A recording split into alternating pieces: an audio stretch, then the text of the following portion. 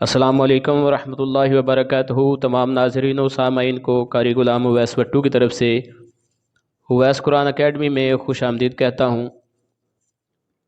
آج ہم 20 سورت کورس سے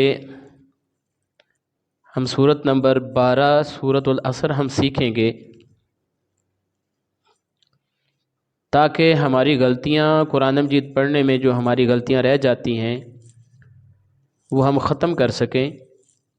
تو سیکھنا بہت ضروری ہے، اس کو دھیان سے توجہ سے آپ نے اس کو سیکھنے کی کوشش کرنی ہے، اور جو جو چیزیں آپ کو سمجھ آ جائیں اس کے بعد آپ نے اس کی پریکٹس کرنا ہے۔ اس سورت کا نام ہے سورۃ العصر۔ ہم یہاں سے اب تسمیہ سے آغاز کرتے ہیں، اس کو تسمیہ کہتے ہیں۔ با کو ہم سین کے ساتھ جب ہم ملائیں گے تو یہ ہم غیر قلقلہ اس کو کہتے ہیں تجوید کے قواعد کے مطابق۔ تو جب ہم اس کو پڑھیں گے تو جنبش نہیں ہوگی، اور میم کو ہم لام کے ساتھ ملائیں گے، یہ الف لام نہیں پڑھنے میں آتا، یہ شمسی حروف ہیں۔ جب ہم میم کو لام کے ساتھ ملائیں گے تو یہ الف لام نہیں پڑھا جائے گا، اور لام کے نیچے یہ لائن لگا کے اشارہ دیا ہے کہ اس لام کو کھینچ کے بھی پڑھنا ہے۔ اس کے بعد ہا کو را کے ساتھ ملائیں گے اور یہ الف لام نہیں پڑھیں گے۔ پھر ہا کو را کے ساتھ ملائیں گے، را کو پھر ہا کے ساتھ ملائیں گے، اور یہاں پہ اس کی آواز کا خیال رکھیں گے۔ جو اس کی آواز ہے مخارج میں سے اسی طرح اس کی آواز کی ادائیگی ہم کریں گے۔ اور میم کو ہم کھینچ کے پڑھیں گے کیونکہ یہ کھڑی حرکات ہیں۔ کھڑی حرکات جو کھڑی زبر، کھڑی زیر، الٹا پیش، ان کی لمبائی ایک الف یا دو حرکات کے برابر یا 2 سیکنڈ کے برابر ہم ان کو کھینچ کے ہم پڑھتے ہیں۔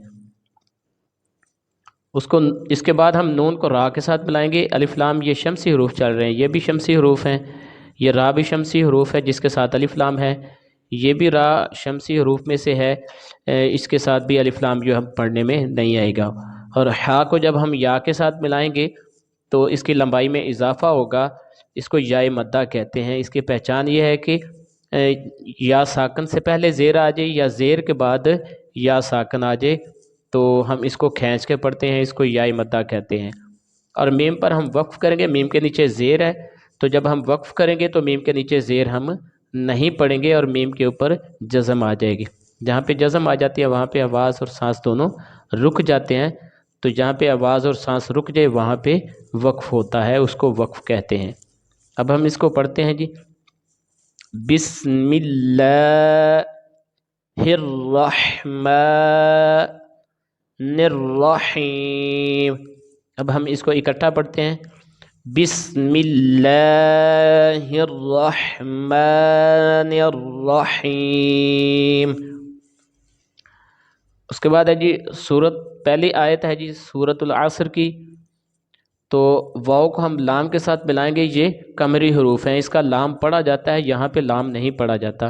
اس کے ساتھ بھی الف لام ہے، اس کے ساتھ بھی الف لام ہے، اس کا لام یہ نہیں پڑھتے کیونکہ اس کے اوپر کچھ بھی نہیں ہے، یہ شمسی حروف ہیں، اور اس کا لام تعریف پڑھا جاتا ہے، یہ قمری حروف ہے کیونکہ اس کے اوپر جزم کی علامت ہے، یہ لام ساکن ہے تو یہ لام پڑھا جاتا ہے۔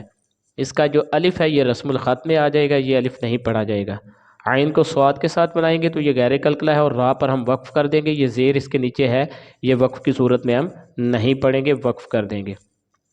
کیسے پڑھیں گے؟ والعصر، صاد کی آواز آئے گی، یہاں پہ عین کی آواز آئے گی، یہاں پہ صاد کی آواز آئے گی، یہ ملتی جلتی آواز والے حروف ہیں، ان کے فرق کا خیال رکھنا بہت ضروری ہے، وگرنہ صاد کی جگہ اگر ہم سین پڑھیں گے تو یہ غلط ہو جائے گا، عین کی جگہ اگر ہم حمزہ پڑھیں گے تو تب بھی غلط ہو جائے گا، ٹھیک ہے؟ تو ہم اس کو پڑھیں گے والعصر، والعصر، را کی آواز آئے گی، را کو تکرار کے ساتھ پڑھا جاتا ہے، را کی آواز آئے گی اور را کو ساکن کر دیں گے، را کے نیچے یہ جو زیر ہے یہ نہیں پڑھیں گے۔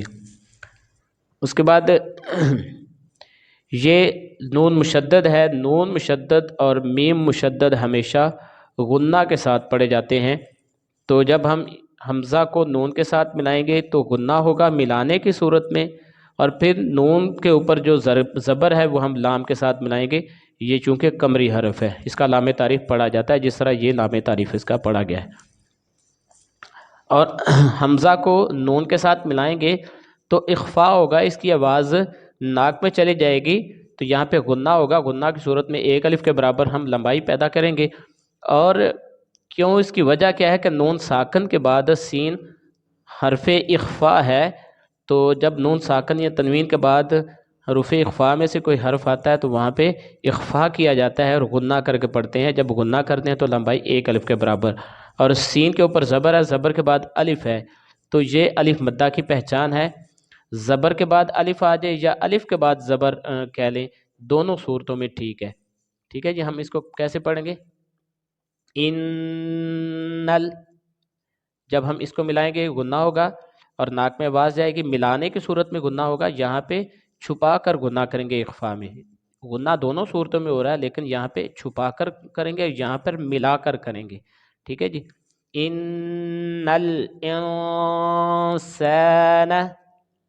انسان، زبان کو دانتوں کے ساتھ اس کو چپکا کے رکھیں گے تو یہ ادائیگی اس کی صحیح طریقے سے ہو جائے گی.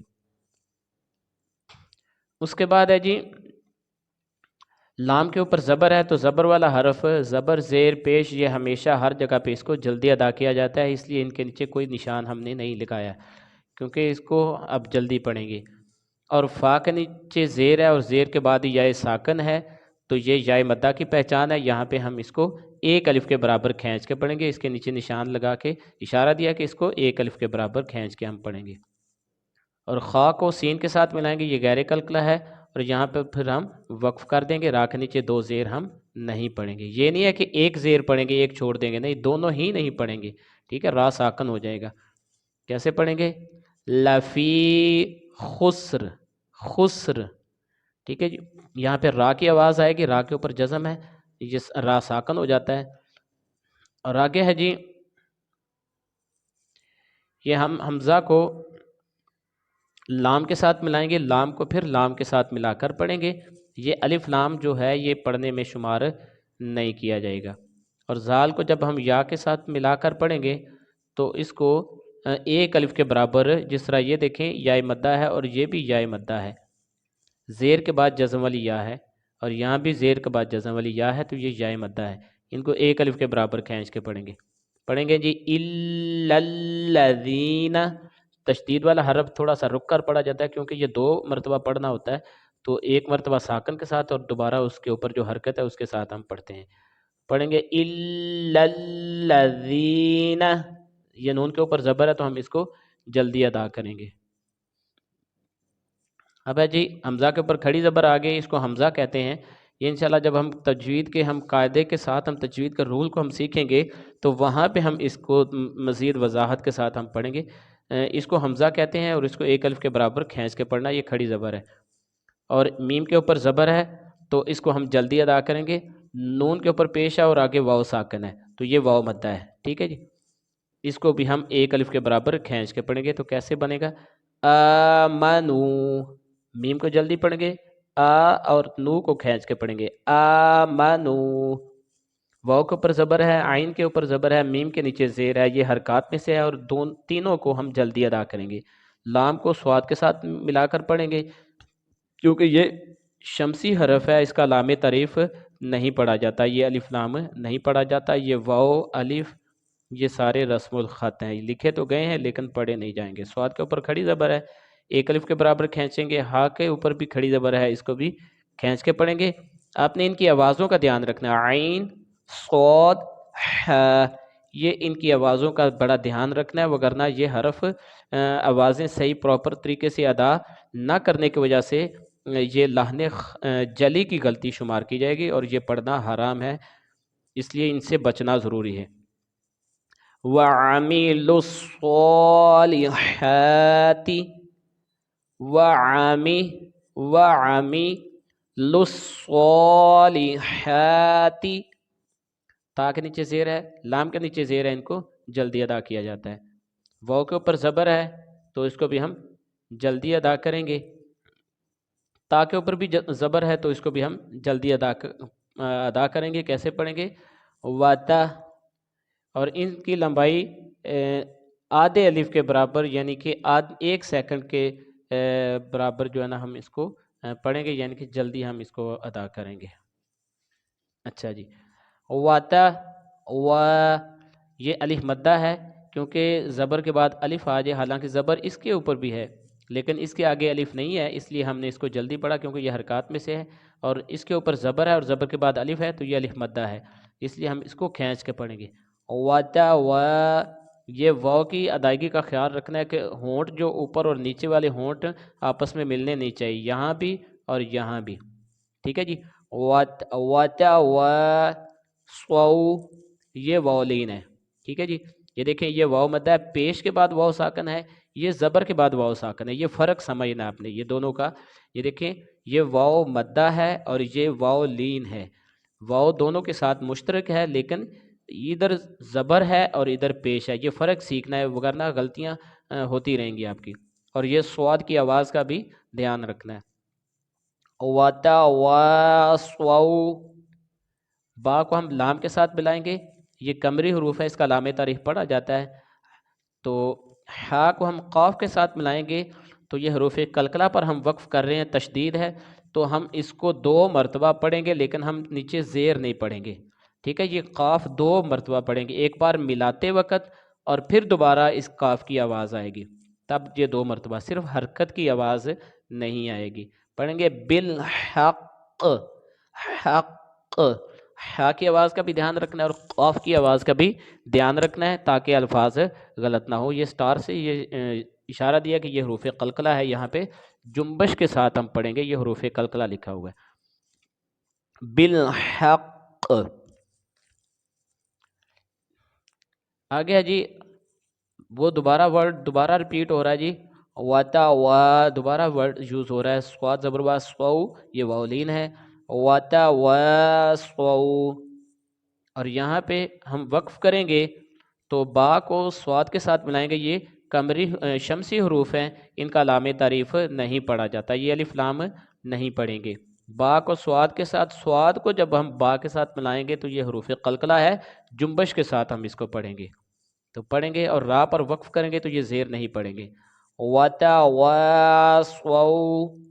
بِالصَّبْرِ، صبر، صبر، با کو جنبش کے ساتھ یعنی کہ آواز لوٹ کر آئے گی، یہاں پہ قلقلہ ہوگا، جنبش پیدا ہوگی اور پھر را کو تکرار کے ساتھ ہم وقف کر دیں گے، بالصبر۔ یہ یہاں تک ہماری یہ صورت مکمل ہو گئی ہے۔ اب ہم اس کو دوبارہ پڑھنے کی کوشش کرتے ہیں تاکہ جو ہم نے سیکھا ہے اس کو دوبارہ ایک بار دہرا لیتے ہیں، پھر آپ نے اس کو بار بار اس کو دیکھنا ہے اور اس کو سمجھنے کی کوشش کرنی اور اپنی غلطیوں کو مشق کے ذریعے آپ نے اس کو دور کرنا ہے جی۔ بسم اللہ الرحمن الرحیم، والعصر ان الانسان لفی خسر الا الذین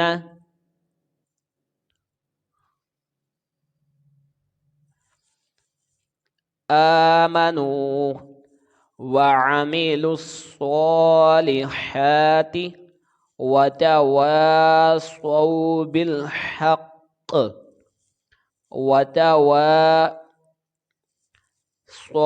بالصبر۔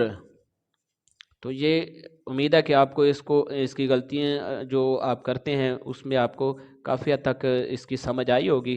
امید کرتے ہیں کہ آپ کو یہ صورت یاد ہونے میں بھی آسانی ہو جائے گی، تو آپ اس کی مشق کرنا ضروری ہے، مشق کے بغیر یہ آپ اس کی غلطیوں کو اچھے طریقے سے آپ اس کو ختم نہیں کر سکتے۔ تو امید کرتا ہوں کہ آپ کو یہ ویڈیو سے کافی فائدہ ہوگا، دعا میں یاد رکھیے گا۔